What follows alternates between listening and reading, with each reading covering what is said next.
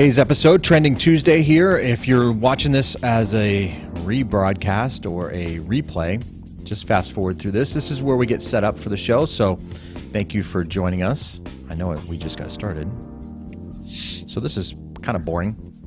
Let's get it started in here. Yeah, what's on your Pandora, man? You always share with me what's on your Pandora. It is Stone Temple Pilots. Oh, little Scott Weiland. Oh, yesterday. It's the Creep song. I just watched a documentary on Scott Weiland not too long ago. Oh yeah? Yeah, it was really, really cool. Really cool. His lyrics never make sense. No, he's quite the he has quite the imagination. I'm looking for the live so I can start sharing. Over 450 views yesterday. Yes, thank you everyone for being a part of the show. I'm going to tilt my screen down here a little bit. Dude, can you do the same for me, Stefan, too? Tilt your screen down a little bit. Yeah, I'm not looking at me, but okay. There you go. Better? A little bit up. A little bit down. Sorry, too much. All right, now left. We right. only got 10 minutes to prepare. Oh man, that's funny. All right, so let's get this thing named here. 22 minutes. Take time with a wounded hand.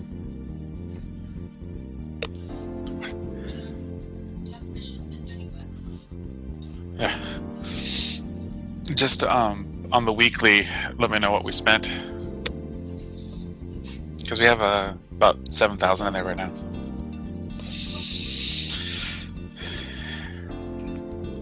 I'm half the man I used to be.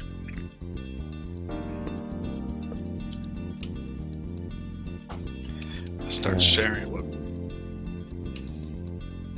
Trending Tuesday.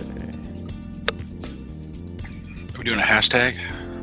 I did hashtag Trending Tuesday. And I gotta concentrate on this doggone little phone, man. I can't really see the keyboard on these tiny phones, man. I used to have a tiny phone. What was it, only like 5-6 years ago? Now I have the big, dinner plate next to my face when I'm talking. Right. Do you remember the first Zoolander when the Mufasa had the tiniest phone, like it's about the size of my thumbnail? Then he opened it up. Oh yeah. Flip phone. Right. All right, so let me go to Facebook here. Oh, airplane mode for my phone.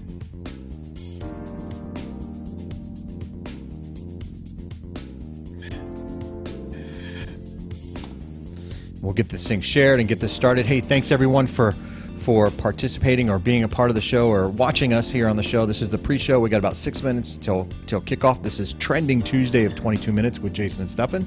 So we'll get to the latest trends happening in real estate. We got a lot to talk about today. I'm going over a few of them right now. So I'm going to say we're going to be, just as a little precursor, when I share, that way we can get a few more views. Talk about first-time home buyers, interest rates. Yes. Maricopa County. All right, buddy. I think I'm going to start sharing right now.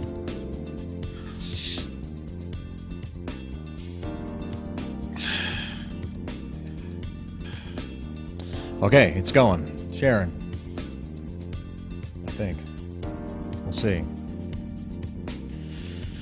All right. Well, I guess another trend would be Cyber Monday. Yesterday I saw just all kinds of articles and things that are out there about not to be shopping or why you should not be shopping from your phone with the hackers and all that kind of stuff. Yeah. So Cyber Monday. Now, what's Tuesday? Is there a thing for Tuesday now? Do we have all the shopping days named? Yeah, right. Cyber Monday, Black Friday. Return Tuesday. Oh, Buyer's Remorse Tuesday. Yeah, right. Layaway Tuesday. Layaway was a big thing when I was a kid. It doesn't seem Right. to be that big of a deal now. Although it was a big deal about 5 or 6 years ago when it was in our depression. A lot of people put things in layaway and then paid for it as they got paid. So maybe this should be Layaway Tuesday.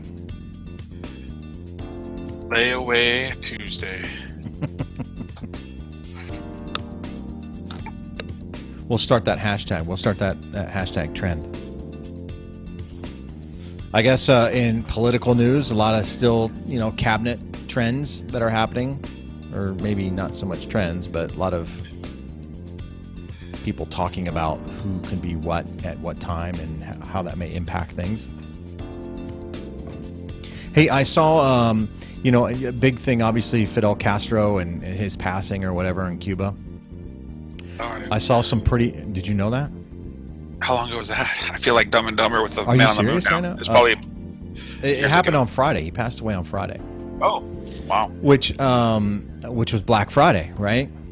And here he is, kind of against democracy, dictatorship. And then isn't it ironic that he passes away on one of the biggest, Shopping days. Shopping days that are kind of, based on a democracy, kind of free sales and right. and he dies on the biggest day of shopping. Okay, I can't remember if I just posted this on SJC or the Cotton Group. We'll get started here in about 3 minutes, everyone. Thank you for joining us here. Everybody there on Periscope, hey, thanks for joining. Really appreciate that. Please share with your sphere of influence. We'll get started here in about 3 minutes. Today is Trending Tuesday in real estate, so we'll go over some of the latest trends that are happening in the real estate market and share that with you folks. And if you'd like to reach out to the show, use the hashtag 22minutesAZ on Twitter. And we'll be sure to reach out to you that way. Or you can head over to our Facebook page, 22mins, or 22 minutes, I think you can even look up, Jayson or Stephen Cotton, and you can share, like our page from there, message us from there. You can contact us right from our Facebook page. So Everything from there. everything right there, one convenient location. So please do that. Now, we do this every Monday through Friday. I should say every Monday through Friday. That sounds kind of weird.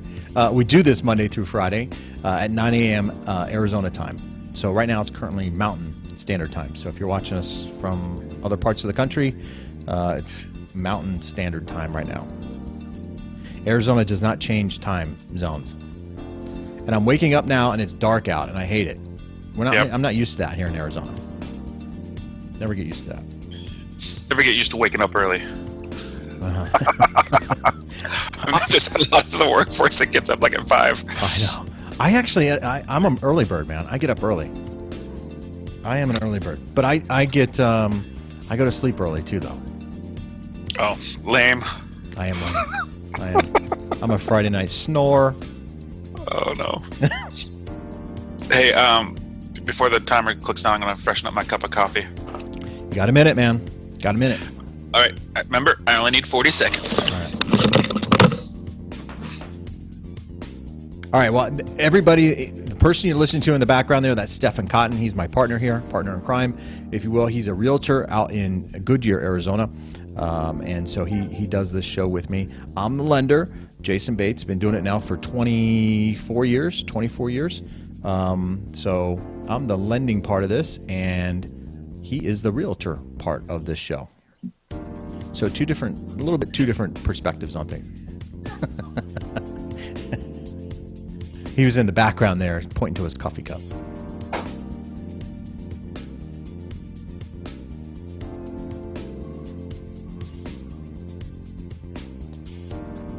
All right, we'll get started here in just a minute. We got a lot to talk about here.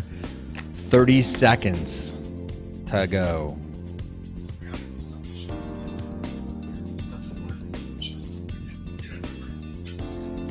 Hope everybody's day is going well. This is Tuesday, November 29th, almost the end of the month.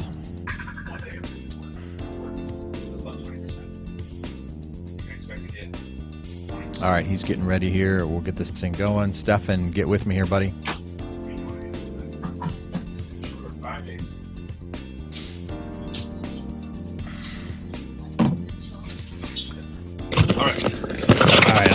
sound kind of go down. Okay. All right, cool. Let's do it. Did I make it? You made it, man. Let's do this. We're going to get this going right now.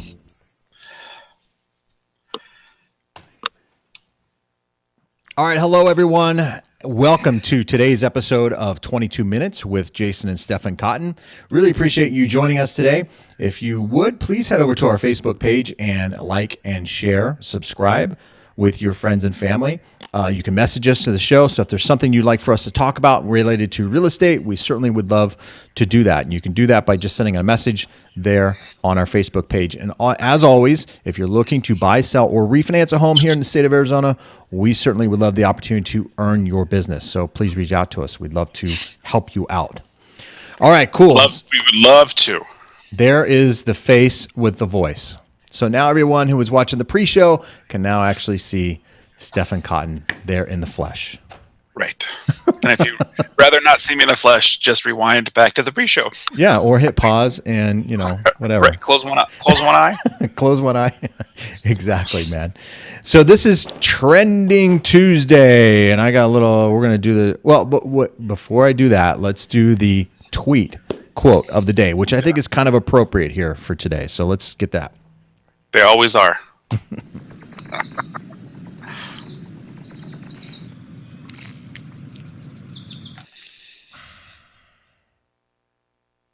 So I get that. All right, today's tweet quote of the day is, if pro is the opposite of con, what is the opposite of progress? Waka waka. Waka waka, maybe Congress. And obviously with the changes that are happening in our political landscape, Congress could play a big role into real estate. And I got to say this little disclaimer for yesterday. Yesterday we had some technical difficulties. I think halfway through the show we lost some audio. Looks like our audio is doing very, very well. So apologize if for everybody that watched yesterday and maybe you thought our mics went mute. Stephen will monitor that Facebook page for us to make sure we're getting. As we get, if you don't hear us, put it. Well, how would they know? We'll put a comment in the Facebook page. Yeah, they won't know because they can't hear us. Oh, well, if they can't hear us, they put a comment type in the Facebook page or on the Facebook page. I'm going to make that comment right now. That way they don't know. Oh, okay. Oh, because they can't hear us right now? I got you. That's what I'm saying. Yeah. There you go. Yeah, I'm a little slow this morning. Progress. All right, so progress. All right, so today's Trending Tuesday. Let's do this.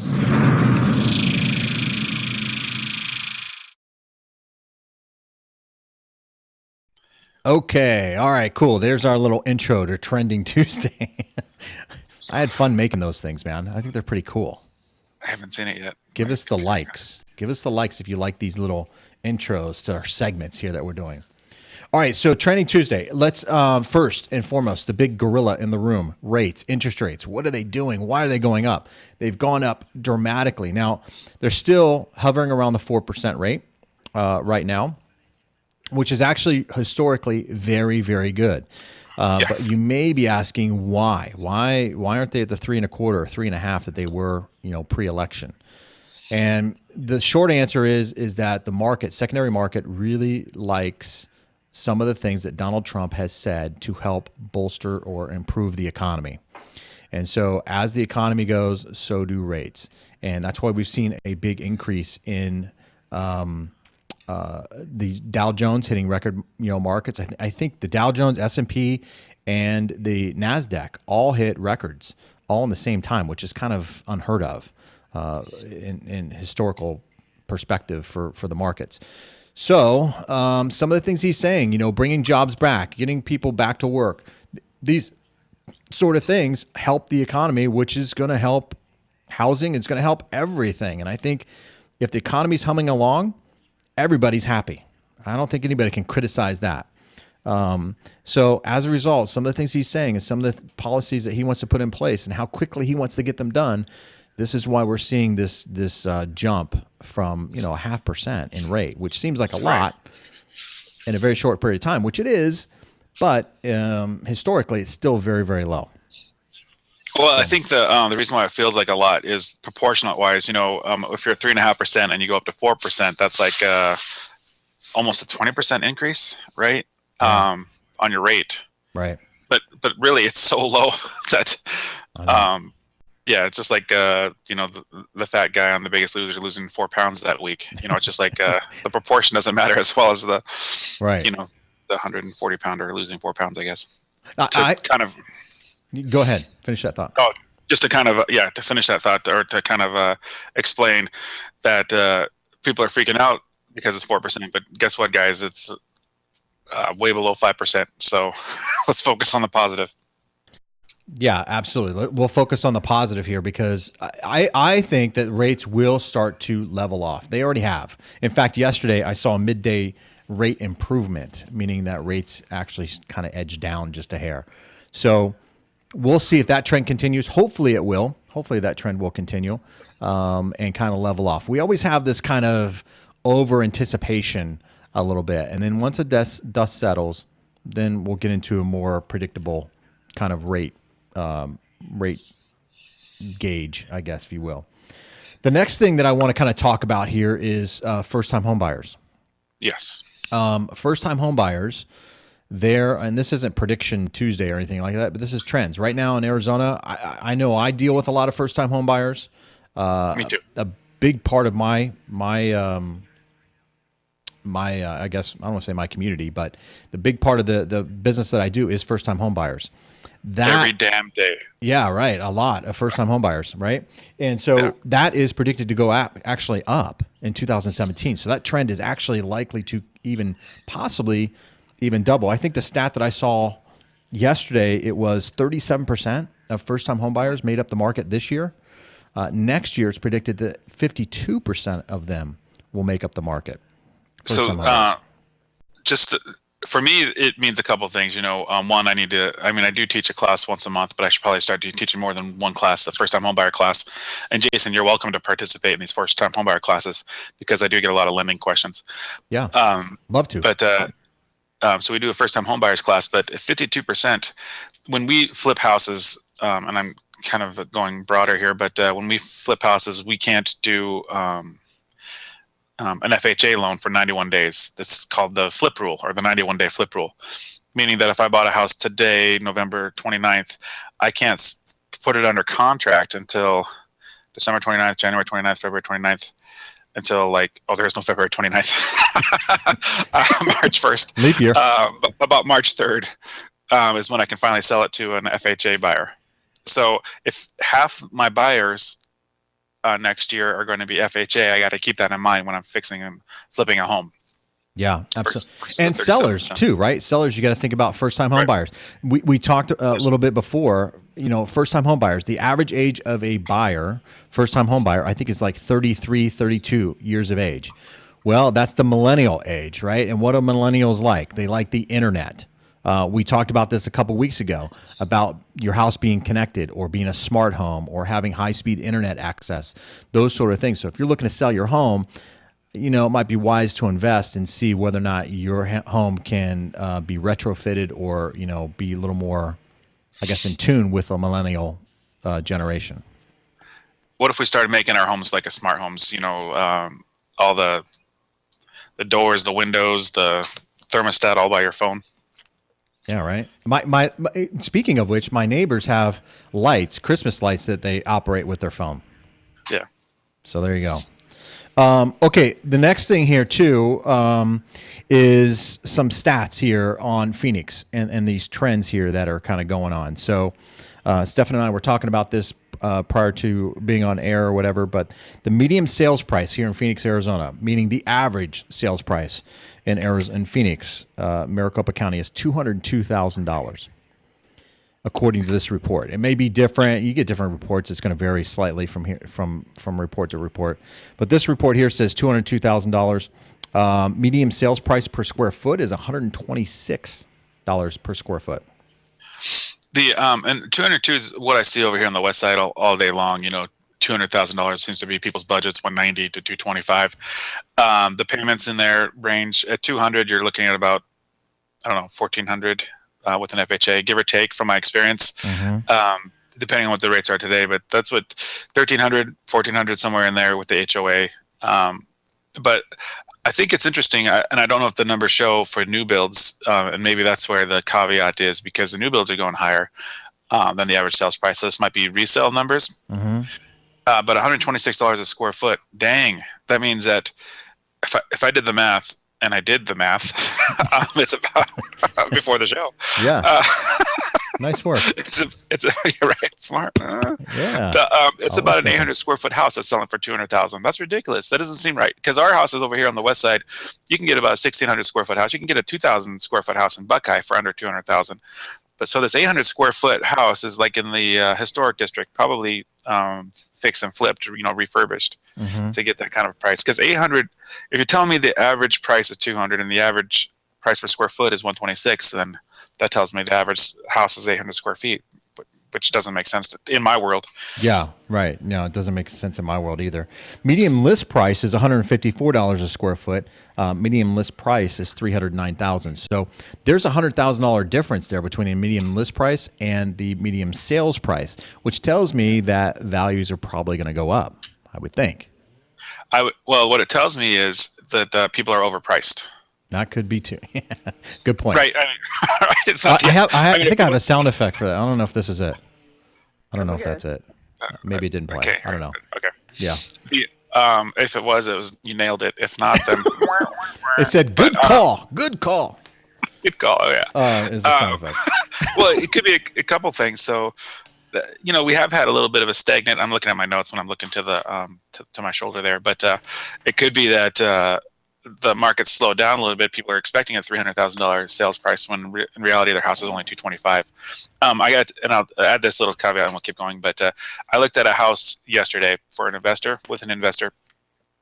The house is listed at 470 something, 470 maybe 470. But I see that it was a foreclosure from a hard money lender, meaning that when an investor like me or one of the people I use gets a purchase house, they usually use a hard money lender at 12%, 16%, 18%, somewhere in there.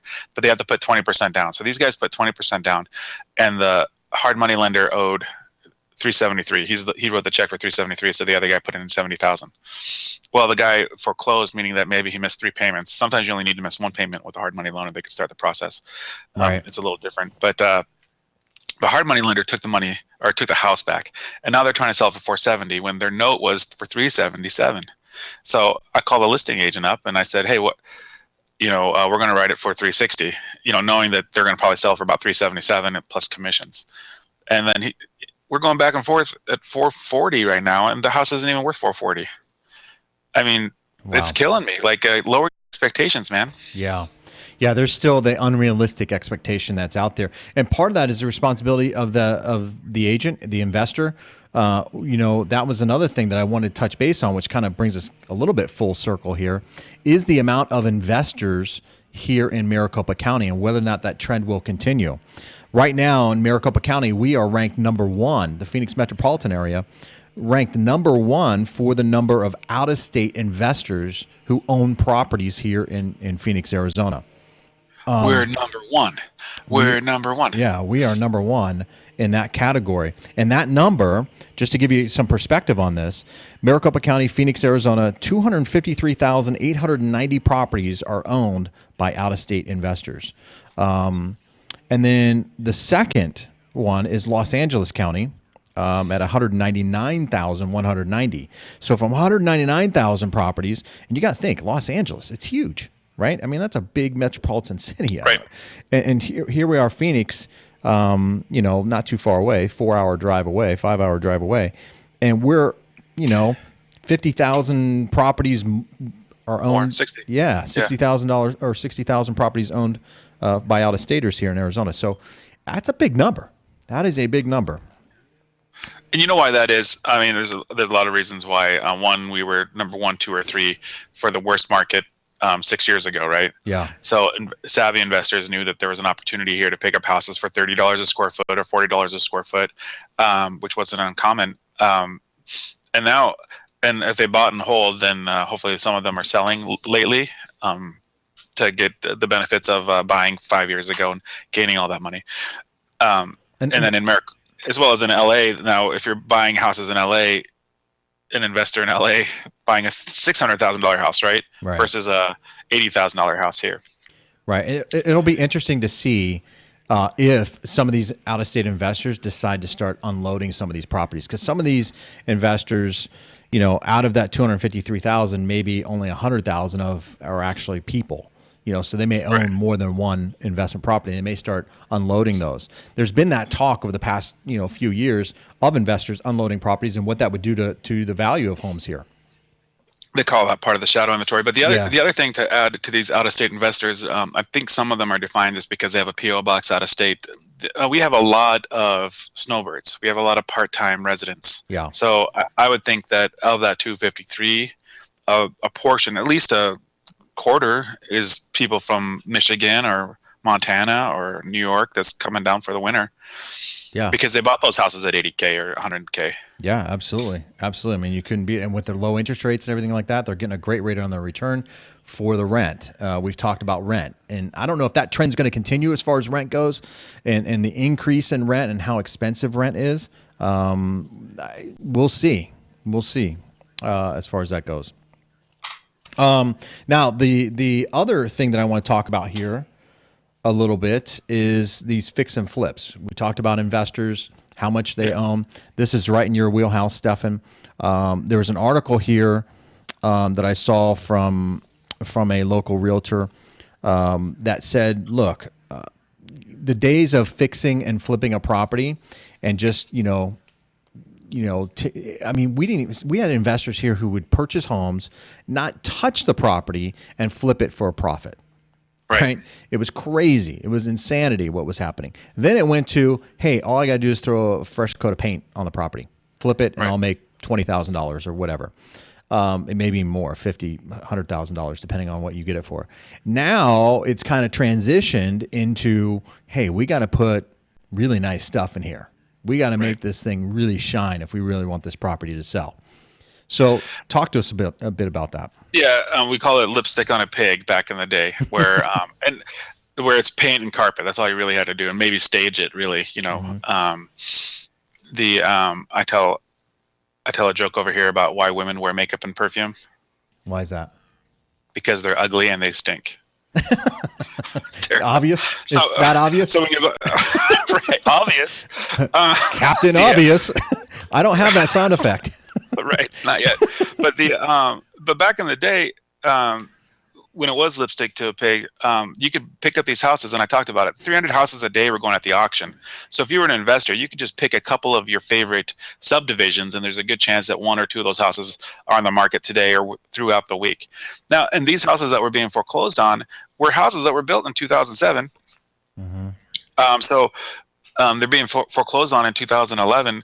Well, there's not much wrong with the house. So all you really need to do, because everything's already nice, the cabinets are nice, the appliances are nice. All you really needed to do was put a fresh coat of paint in case they got crazy with the paint, and then new carpet. You wouldn't even have to do tile for most of them, because if they had tile, the tile was great already, and it was what the trend. So back then it was like 13-inch or 16-inch tile. So to come in and spend under $5,000 really, because it's about $1 a square foot for paint. So 1,800 square foot house is $1,800, maybe $1,000 for the carpet. So you're spending $2,800 buying it at the auction on Monday, having it. There's a guy, Marty Boardman. I don't know if anybody here follows anybody that flips. Marty Boardman was very good at it 5 years ago. He's probably still good at it. I just don't follow him much anymore. I think he's in Minnesota. But he would buy a house at the auction on Friday, and then he would have it on sale the next Friday. He'd have it because it's always the same paint, it's always the same carpet, lipstick to a pig. Yep. But now the trend is, how do we improve this? This house. Don't you think that is partially motivated by buyers' expectations? I mean, buyers, at least the buyers, they want turnkey. They don't want to touch anything. At least. Right. A lot of the buyers that I've spoken to, they just want something to walk into, put the furniture in, and enjoy. It used to be that they wanted the best bargain. Now they're willing to pay a price to a degree, of course, and just move in and enjoy the property. Is that kind of motivating this trend? It's that, and the competition is stronger, right? Because again, when we're looking at what it was 5-6 years ago. every other house, well, 80% of the market was short sales or foreclosures, first off. So if you wanted a house that wasn't a short sale or a foreclosure, that was kind of clean and ready to move in, then that's all you needed to do, because your other options are a short sale, wait 6 months, or a foreclosure with holes in the wall because they didn't fix them back then. So so the trend has always been move in ready. Now the competition is stronger because the homeowners that are that have equity in their home, that are selling their home, have a nice house. So if we're trying to compete with somebody that already has granite countertops or relatively new cabinets or a well-kept yard, then we have to up our game, or else we're not going to get the same price. It's just something you like to tag upon about the free market and competition making everything great. Yeah. It does, because the values are up, and because there's sellers that have pride in home ownership. The investor, us, we have to up our game to compete. Yeah.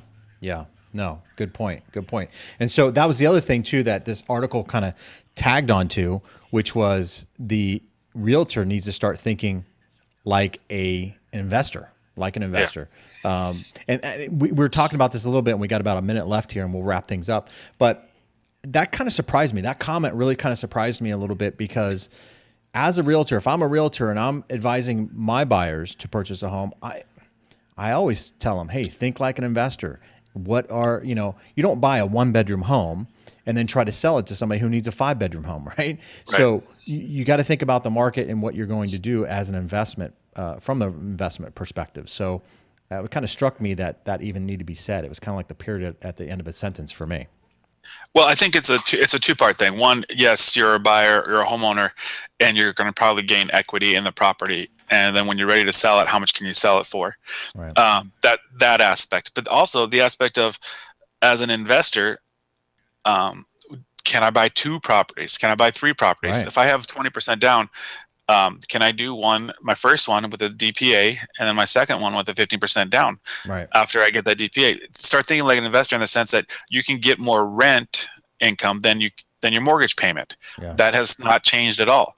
You can net cash flow of $200 a month, have somebody else pay off that second mortgage for you. So I would say, your own house. Yeah, get a 4-bedroom if you only need 3, just in case. Yeah. And also, don't buy on a busy street. I know we're running out of time, but but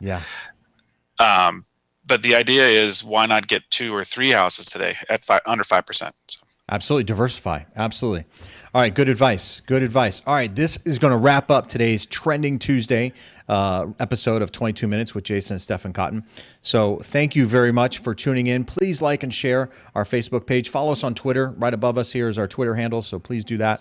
Reach out to us. If you want to message the show on Twitter, just use the hashtag 22MinutesAZ, and we'll be sure to answer or address any questions that you may have.